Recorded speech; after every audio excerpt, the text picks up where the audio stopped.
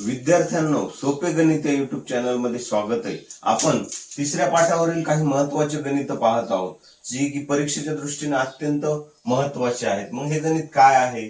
एका अंकगणितीय श्रेणीचे 19वे पद 52 व 38वे पद 128 आहे, तर 56 पदांची बेरीज शोधायची। किती पदांची? 56 पदांची। मग एक गोष्ट लक्षात घ्या, या ठिकाणी पदांचा उल्लेख आहे म्हणजे अगोदर आपल्याला टीएन चा वापर करावा लागेल। जसा जसा मार्ग मिळेल तसं पुढे जायचं। मग आता टीएन चं जर सूत्र मांडलं आपण, तर आपल्या ठिकाणी पहिल्या वेळेस काय पद कोणतं आहे? 19वे पद। मग एन बरोबर 19 असताना लक्ष द्या, हे मांडणं महत्वाचं आहे। मग टी एन बरोबर ए अधिक कंसात एन वजा 1 कंसाला गुणिले डी, हे झालं सूत्र। ओके, मग टी 19 बरोबर ए माहित नाही, एन माहित आहे 19 वजा 1 आणि डी पण माहित नाही। मग आता टी 19 ची किंमत किती आहे? 52, म्हणजे हे 52। ओके, बरोबर ए अधिक 18डी, 18डी हे झालं समीकरण पहिलं। आता एन बरोबर किती असताना? 38वे पद, म्हणजे 38 असताना मग टी एन बरोबर ए अधिक कंसात एन वजा 1 कंसाला गुणिले डी, म्हणजे या ठिकाणी टी 38 बरोबर ए अधिक कंसात 38 वजा 1 गुणिले डी, तर टी 38 ची किंमत किती? 128 बरोबर ए अधिक 37डी। इथपर्यंत आलोत आपण। आता काय करायचे बाबा? एक विचार करायचे की आता आपल्याला ये इथं कॅन्सल करण्याची गरज नाही। आपण एक विचार करायचा की बाबा इथं 37 आहे, इथं 18 आहे। मग आपण 37 आणि 18 55च्या आसपास चाललो। तिथं आपला 55च्या आसपास चाललो, तर आपल्याला काय करायचे? 56 पदांची बेरीज शोधायची, म्हणजे आपल्याला याच्यामधून काहीतरी मिळू शकते। मग काय करायचं? आपल्याला समीकरण 1 अधिक 2 करू।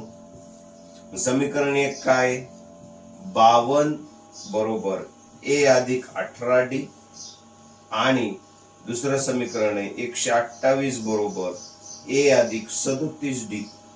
मी यांचा विचार करू। 8 आणि 2 10 शिल्लक 0, हातचा आला 1 आहे, 6 आणि 2 8।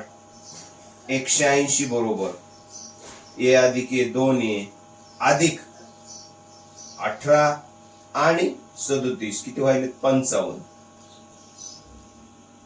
55डी, हे झालं समीकरण तिसरं।